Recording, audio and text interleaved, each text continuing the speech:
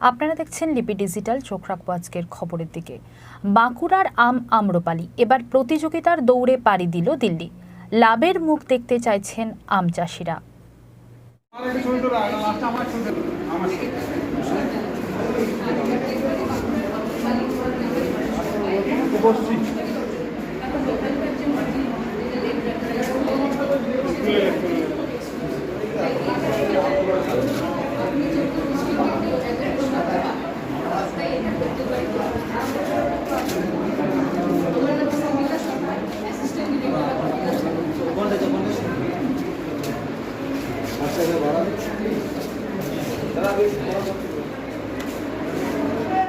পুরো আমটা ট্যাগ করে হোক, তারপরে ছবি নিয়ে নেবেন। এটা কি প্রজাতির আম?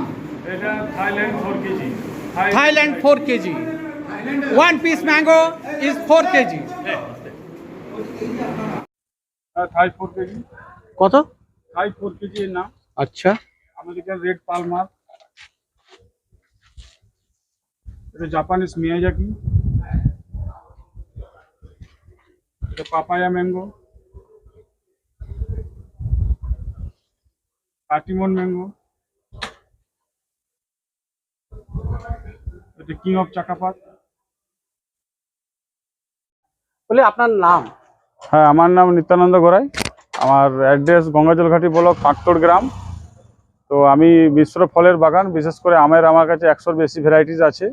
কিউজাই আছে, আমেরিকান রেড পালমার্ক আছে, থাইল্যান্ডের কিং অফ চাকাপাত আছে, কাটিমন আছে, ব্যানানা ম্যাঙ্গো আছে, তারপর গৌরীমতি আছে, বাংলাদেশের একটা ভ্যারাইটি, ইন্দোনেশিয়ার ব্ল্যাকস্টোন আছে, তারপর বারি ওয়ান আছে, কস্তুরি আছে।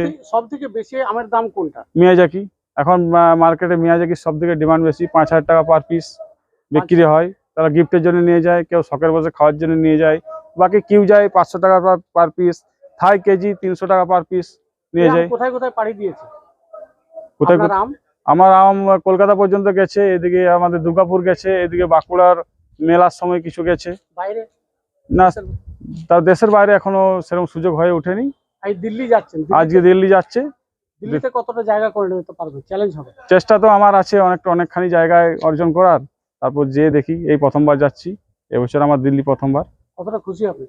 খুশি, আমি বাগান করি এমনি অনেক খুশি। পাশাপাশি আরো সব যারা বন্ধু বান্ধব আছে তারাও খুশি। আমার দেখে ইন্সপায়ার হয়ে অনেকজন করছে বাগান।